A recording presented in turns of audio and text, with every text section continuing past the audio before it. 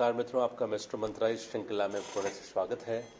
और आज जिस विषय पर हम चर्चा करने वाले हैं वो है जो गर्मा का विषय है, जो बहुत ही अपने आप में ज्वलंत विषय भी चल रहा है, वो है बिहार के चुनाव। इस बार बिहार के चुनाव नए रंग नए रूप में आए हैं, क्योंकि कहीं ना कहीं आपने देखे हो कि ये केवल राज्य स्तरीय बात न रहकर राष्ट्रीय स्तरीय बात हो चुकी है। इस चीज़ को और सबसे ज़्यादा जो राज्य इससे जोड़ा गया है वो है महाराष्ट्र का राज्य, क्योंकि इस बार बिहार के चुनाव में जो दमखम दिख रहा है, 3-4 चीज़ें जो साफ स्पष्ट सामने होकर आई हैं कि नीतीश बाबू की जहाँ पे एक बार पैंठ लगी हुई है कि उन्हें वो चुनाव किसी भी हाल में जीतना है, वहीं दूसरी ओर विरोधी पार्टियां एक पुरजोर कोशिश कर रही है कि वो सत्ता एंटी इनकम्बेंसी का फ़ायदा लेकर नीतीश सरकार के हाथ से वो सरकार वो सत्ता छीने। और कहीं ना कहीं बीजेपी इस बात का फ़ायदा लेना चाहती है, भूलना चाहती है कि वो उत्तर प्रदेश और बिहार जैसे बड़े राज्यों में जहाँ पे राजनीति राजकारण एक विशेष धर्म के रूप में, एक विशेष जीवन का अविभाज्य के अंग के रूप में स्थापित है, उसका बहुत ज़्यादा फ़ायदा ले। इसीलिए शायद ये गठबंधन की राजनीति एक नई मोड़ और नई पैठ ले रही है। सबसे बड़ा बात जो हमें यहाँ पे देखना पड़ेगा कि इसी समय पूरे चुनाव जब जिस तरह से ऐलान हो चुके थे, दौड़ धूप चल रही थी करके, रामविलास पासवान जी की एलजेपी पार्टी ने अपने आप को बीजेपी से अलग थलग साबित किया, एनडीए से अलग किया और अपनी सीटें खड़ी की। हालांकि ये बात यहाँ पे स्पष्ट रूप से बताई जा रही है, बोली जा रही है कि छुपे तौर पर वो पीछे से बीजेपी का साथ या समर्थन दे रहे हैं। दूसरी ओर अगर आप देखें तो बीजेपी ने बिहार चुनाव की जो पृष्ठभूमि है वो महाराष्ट्र में बोई।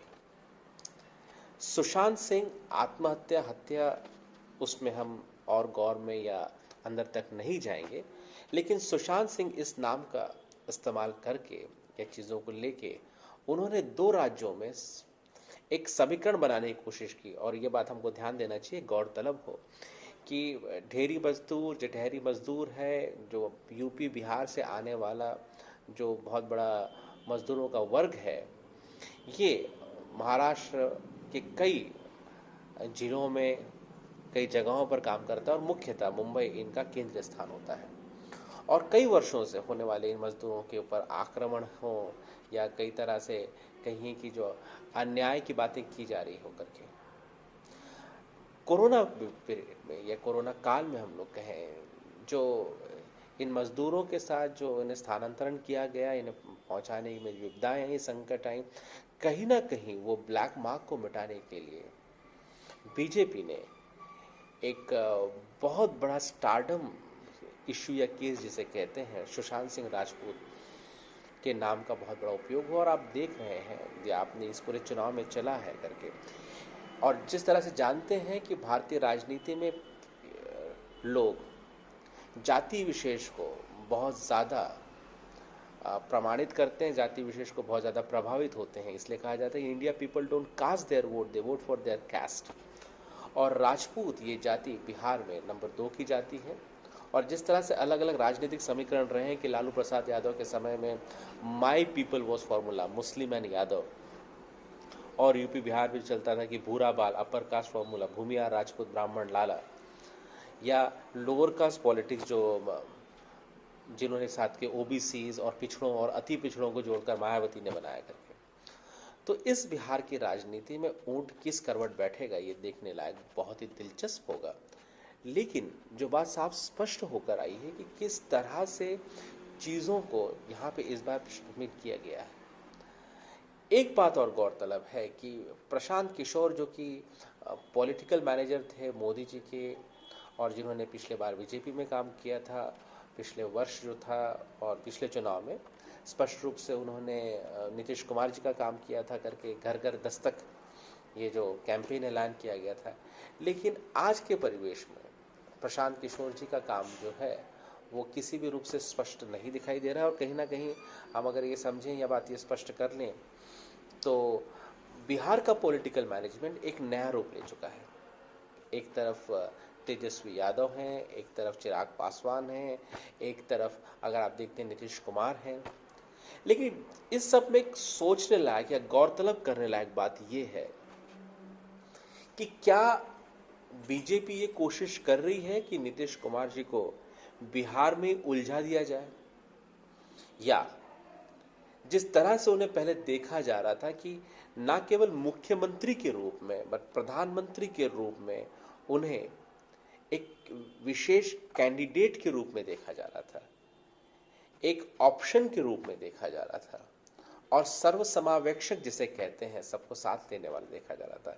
क्या कहीं ना कहीं राष्ट्रीय स्तर से लेके उनको केवल राज्य के स्तर पर उनकी सीमाएं बांधी जा रही है? क्या नीतीश कुमार जी इस बात से अवगत हैं, या वो जानबूझकर अपनी सीमाएं बांध रहे हैं, या हो सकता है कि अपनी सीमाओं को बढ़ाने के लिए ये उनकी पहली मुशक्कत हो, अपनी ताकत बताने के लिए, अपनी ताकत को और आजमाने के लिए उनकी मशक्कत हो? ये देखना दिलचस्प होगा, क्योंकि कहीं ना कहीं बिहार में एक तरफ नीतीश कुमार जी के सामने और उनके लिए या उनके विरोध में करने वाले ऐसा कोई सशक्त चेहरा नहीं दिख रहा है, अगर हम केवल जातियों और पार्टी के समीकरणों को छोड़ दें तो। और राष्ट्रीय स्तर पर भी नीतीश कुमार जी की अपनी पहल अच्छी है, तो देखना दिलचस्प होगा कि ये ऊंट किस करवट बदलता है। और विशेष बात इस बार भी रही कि महाराष्ट्र के कई नेता बिहार की रैलियों में पाए गए। महाराष्ट्र के मुख्यमंत्री, पूर्व मुख्यमंत्री और विरोधी पक्ष नेता श्री देवेंद्र जी फडणवीस भी बिहार में गए और उन्होंने प्रचार किया, और ये काफ़ी रोचक रहा करके देखने के लिए। तो ये क्या सिंबॉलिज्म, जिसे हम पॉलिटिकल सिंबॉलिज्म कहते हैं, क्या दिखाना चाहते हैं, दर्शाना चाहते हैं? क्या ये समंजसता, ये सौम्यता इलेक्शन के बाद भी, चुनाव के बाद भी बरकरार रहेगी? ये देखना दिलचस्प होगा। फिलहाल अपने आप में बिहार की राजनीति अपने आप में बहुत ही कर्मठ है। बिहार की राजनीति अपने आप में बहुत ही दिलचस्प होती है। जिस राज्य से नालंदा और तक्षशिला जैसे महान विश्वविद्यालय आते रहते हो, उस राजधानी को, उस राज्य के बारे में कुछ राजनीतिक टिप्पणियां करना अपने आप में असमंजस की बात होती है, अपने आप में विशेष बात होती है, और बहुत रोचक होगा इस बार। और शायद जो बिहार के चुनाव हैं ये दूरगामी परिणाम करेंगे एनडीए पर, बीजेपी पर और बाकी राज्यों पर भी, और वो प्रभावित कर सकते हैं और प्रभावित करने की क्षमता रखते हैं। सो बीजेपी की जहाँ अपनी इज्जत दांव पर लगी हुई है, नीतीश कुमार जी की पैठ है, वहीं विरोधी पक्ष ये पूरी यथासंभव प्रयास करेंगे कि किस तरह से बीजेपी को रोका जाए, उनकी ताकत को कम की जाए, और शायद महाराष्ट्र का भवितव्य भी बिहार के चुनाव ही तय करेंगे। सो इसी आशा के साथ एक रोचक, एक अच्छा और सच्चा चुनाव देखने मिले, यहाँ पे विराम लेते हैं। सर धन्यवाद। वंदे मातरम।